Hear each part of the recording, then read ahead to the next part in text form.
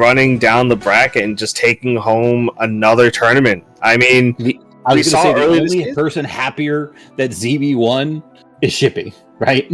Yeah, I was going to say, in this case, like, we saw Soul Rifle take a tournament locally over Cake and everyone at Goaty, if I remember correctly. Mm-hmm. Oh, I was down there. I saw it. Yeah, and that was the first tournament where we saw neither Cake nor Penguin in Grand Finals. We had Soul Rifle Kusi. We have the winner semi-set right here from Grand Zagama. The match we're looking at right now. And don't be mistaken either. Soul Rifle won that tournament, but in winner side, Kusi actually put Soul Rifle into losers. So, you know, a little bit of a back and forth there. Yeah, and we're going to see Game 1 on Tower of Heaven if Kusi can repeat history. One thing I do want to mention as we go into this Game 1 is that Kusi's actually done that exact same thing twice before at Gamo. He actually took the winner's side set over Cake 3-2 and made it to Grands on winner's side before Cake came back and said, no. Oh, and promptly won the tournament. And that's the second time this season that Kusi's kind of been the bridesmaid, you know? Not the winner, not the bride. We're going to see maybe fortune will smile on him and he'll be able to kind of break that curse of like second place. It's one of those things where it's a matter of a when, not if. It's gonna happen, but is it today? Is it another event? We'll have to. The story remains untold. Yeah, and right now, Soul Rifle saying, "This is my tournament. I want this to be my win." They're taking that first stock with pretty authoritative fashion off the dunk off the side, and not slowing down in a meter at all. Like these wavelengths just look so clean. Yeah, but just can't find the stock, you know? I mean, how many times have we seen it? Where you get this 117, but now Shippy gets a bind. It's just tough, but there we go. Yep, there's the bash. We've seen Kusi start doing bashes a good bit more, and honestly, it's probably the only move at this point that he hasn't really added into his repertoire as much. Oh no, an unfortunate early SD coming out from Kusi, but shake off the nerves. You know, you can't let something like that bother you. Yeah, unforced errors are gonna happen. It's just a matter of how you respond to them. Exactly. Soul Rifle's not going to give you the option to come back to stage because he knows that, like, all right, that's just for me. You know, thank you for the charity. You gotta. Sorry, go on. I was gonna say the corner pressure from is really what makes Soul Rifle. You know, this is somebody that can fly around the screen, but the second they have you on off stage, you're gonna be off stage for a good minute. You don't just get back cleanly against this guy. Oh yeah, no, I know a thing or two about that. It is terrifying going up against his Maple, especially when off stage, because he knows he will adapt to your options as much as possible. Right now, like you said before, 139% on Soul Rifle, not able to clean up the stock right now. Yeah, upper's still not going to do it. Yeah, upper's still not enough. 151. The carry move is not going to do it. Up strong. Gonna seal out game 1 for Soul Rifle. I swear, some of these binds are like jump scares. You don't even see them coming, and then you're just like, well, I'm dead. Yeah, it's like, because you don't even think about it. You're like, all right, I'm playing neutral. Oh, I got hit by F-Tilt. And then you see where you're heading after you get hit. You're like, oh. Yo, man, I'm dead. This matchup turns into Dead by Daylight very quickly. Yeah, it's just a jump scare whenever Maple just approaches you from a platform. It's just like, oh, hey, I'm stuck on Lily. But to Jules Vale we go next. Let's see how Lily factors into this game 2 as we see Kusi try to make this an even set for winter semis. Yeah, honestly, I'm a little wary about a stage pick like this, only because Maple can put Lily on the platform and suddenly that platform becomes an entire Lily access point, you know? Like, if that platform is moving, suddenly you've got Lily, like, on command, just on the go. You've got a mobile Lily, you know? You beat me to it. I love talking about Lily on this stage because it's just such a good option. You know, you're going to see it over and over and over again. We're going to reset neutral just to put Lily on that platform sometimes. Yep. I mean, in this case, Soul Rifle looks like he's trying to just break through Kusi so he can do that. Has the mark on him, has some availability as far as how they want to come back. Yep, alright. Gets a second up air, and that's going to take out the stock. A little rough DI on it. Where are you going? Okay, we're back. We're back to stage, but only for a moment. So get down there. Get down there. There's 2 stocks apiece. There's Lily using the iframes to get rid of it as well. But man, it's such a game changer on the stage. It cannot be spoken about enough. Yeah, it honestly isn't. As we watch these two fight, it just reminds me like these are the two that were always kind of like the next best set of players that were always trying to give Cake or Penguin a run for their money, respectfully. Right. And absolutely. I mean, Soulrifle finally broke into that upper echelon last season. Got third at Genesis, third in the overall rankings, only falling behind Sego and Keikosal in the rankings. And you know he's gunning for number 1. That's the story of Rivals, though, right? You know, we saw Cake's rise, and Cake has had this extended period of dominance that hasn't really been seen in a lot of games. But there is that next echelon. This is not a community that just says, all right, he's the best player, that's it. You have Penguin, you have Soulrifle, you have Kusi, you have ZB, you have Cheesy. All these people are capable of it. And speaking of capable, Kusi with a 2-stock there, Akashi. I mean, we are going into a best of 3 now for the rest of the set. Ooh, yeah, no joking.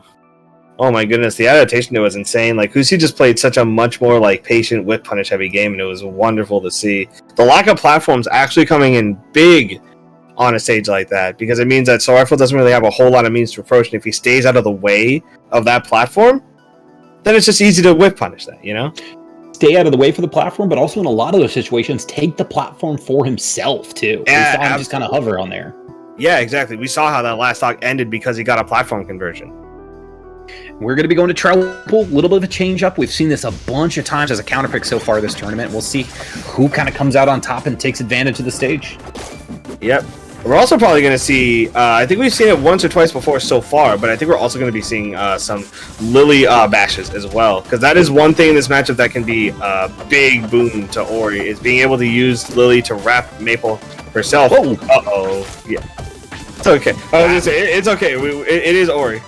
Yeah, it is also triple backer off the side for stock like number 1. Yep. Like, we got some carry combos here. We got carries. Oh, and we got some ping pongs too. 51! Quick! That's right. And climbing 68. Oh my gosh. Kusi said, no, it's my time to shine. Building this damage, man. This is rough. Oh, and the forward strong grabs from behind there with that first hit and seals it out. 2 stocks up already. We're on the cusp of 3 stock, 38% already. Let's Soulrifle play the video game. Man, that forward smash. Right? I'd be calling a ref on that one. I was like, damn, really? Yeah, it's just like, Your Honor, foul play. Foul play. That hitbox was added in before the set started. No, Lily betraying Soulrifle in that moment. I'm gonna reset here. Yep, alright, cleans up the stock, but last stock, 72% for Soulrifle right now is not the place you want to be. Especially against a character like Ori, who is just so good at cleaning up! Man, I mean, this is... Folks, you're watching Project L in real time. This is the duos games that we are going to be getting. Yeah, no, remember, it's Ori and Sign. It's not just Ori, it's not just Sign, it's Ori and Sign. Man, it's Maple and Lily. We spent a little bit too much time talking about Soulrifle going into this set. Kusi says, hey, listen, I'm pretty damn good too. 2-1 on the counter pick now. We're going back to Trelpo for game 4. Can Kusi just say, hey, listen, I'm taking this turn? Yeah, really making an incredible case right now, but Soulrifle's no slouch. I know that he's one of the best players at playing fast, playing aggressive, playing in your face. And it's just going to be a matter of... see if you're a Soulrifle fan. Oh, absolutely. You want to see if Soulrifle's able to make the necessary adaptations, put on the pressure that's needed to stop Kusi from just running forward like this. Like, as you see, a lot of these hits are small ones, little jabs, little F tilts, just to kind of get something going, to force maybe a tech situation, force some rough DI into maybe Sign, as we just saw there. But Soulrifle saying, no, I got this. I'm still one of the best here. Oh, I love the orb bash there to get back on the stage, and that's it. Man, his platform, or his wave landing after those wall jumps has been so good. Yeah, and Kusi... And that's a mix-up in and of itself, too. Like, do you stand in front of him? Do you slide behind him? But Soulrifle, stock 1. Yep. And we saw there, like, just going for the nice and clean, like, triple nair, just cleaning up outside. But Team Upstrong, one of the better, if not one of the best Upstrongs in the game, cleaning up that stock off Soul Rifle. Now it's 2 stocks apiece, and it's scary to think that, like, this was started off as, like, a really solid first game for Soul Rifle, just turned into, like, a double 2 stock for Kusi, and now we're potentially on the cusp of it being Kusi's game. But as I say that, Soul Rifle's setting up shop and making sure that he's able to keep the momentum in his side. Kusi's not afraid though. No real like panic parries. Just confident, putting out jabs, putting out really great buttons to keep the momentum and pressure going. That jab check was so good there. Just a reset back to neutral. And there, once again, man, recovery from the ledge so important in this game. And both of these players have highlighted that to a max degree. Oh my god, reaching so high into the heavens for Soul Rifle, but Soul Rifle reaching right back. And here it is, King Troupple out here to watch the final goings-on of this game and maybe the set. Ayo, that's kind of hype though. Hang on, I gotta watch this real quick. This set close as hell. Yeah, what's going on here? Oh, 89% right now, but right now Soul Rifle's in the corner. Parries because of the sign running by. 61% has his resources still. Doesn't get hit by the Upstrong. Oh, that'll do it. Yeah, gets the tech chase on the platform with the down strong into the up strong. You know Soul Rifle's popping off in his chair at home. You know. Yeah. After that, you know he's popping off. 2 apiece. How else would you want to have it, man? A game 5 in your winner side top 8. We had a 3-0 on one side, a game 5 on the other, the best of both worlds. Yeah, and we would go to one of the most nerve-wracking stages to go to. We're going to go to Rockwall here. Kusi's counter pick for game number 5. I get the idea here because Soul Rifle doesn't get the option to DI out at the ledge, which is huge because it means that now Soul Rifle can be bashed, basically. Yeah. Like, Nair at the ledge. Yeah. Nair at the ledge is such a real threat that at any moment, one stray DI in or no DI on a Nair can just lead to the entire stock. Right there. That's the difference, right? You know, winning game 3, having the counter pick advantage game 5, this is such a huge deal. Exactly, yeah. And sometimes, like, that is kind of what it comes down to in a sense. Like, you want to be able to have your comfort pick or your big counter pick going into the final game of the set. Because, like, if this was Soul Rifle's game 5, then it would be an entirely different story. We might be going to on Troupple or something similar. Instead, it's just blink and you miss at stocks.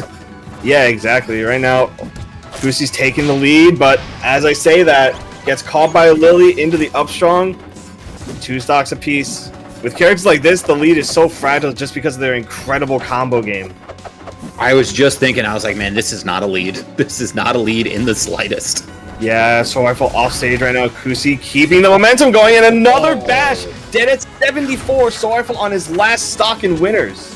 2 for 2 on those. You have just a perfect analysis for this stage, Big. I'm telling you, every time. Oh, okay, that's big. Could be double down smash is a little uncharacteristic, but might have thought he couldn't get enough. Oh, you see these returns to stage. You already see right there. He's pushing for those. He's pushing for those bashes. He wants Soul Rifle to be afraid. He wants him to be scared. He wants him to flinch. That's all this is. It's just kind of bobbing and weaving in the corner, kind of the rope-a-dope Muhammad Ali of it all. Yep. Up air, and that is gonna do it. Who said that move's not a kill move? Shout out to Anti. Kusi taking it 3-2 with a game 5 2-stock over Soul Rifle and moving on into winners finals to fight ZB. You know what this means, right, Akashi? We do not have the projected 1-2 of Cake Assault versus Soul Rifle, and instead we're potentially seeing that on the loser side instead, you know, lives on the line. Yeah. ZB Kusi winners finals of our first RCS online event for season 8. This is awesome to watch. I feel like I haven't seen them since Gommel of last year, but oh man. It's going to be exciting because, like, again, we mentioned that ZB has like a plethora of characters, but the Malo has done some good work versus Kusi, and I'm excited to see that if Kusi has adapted to a lot of what Malo has in his pockets, or if ZB's gonna just run house and clean up shop, you know? Call that man Santa Claus, because his bag is big and deep. But before we get into that, we will be taking a short break for us, guys. Please stay tuned. We will be back with the remaining sets of the July Major very, very soon. Yeah, we'll be right back.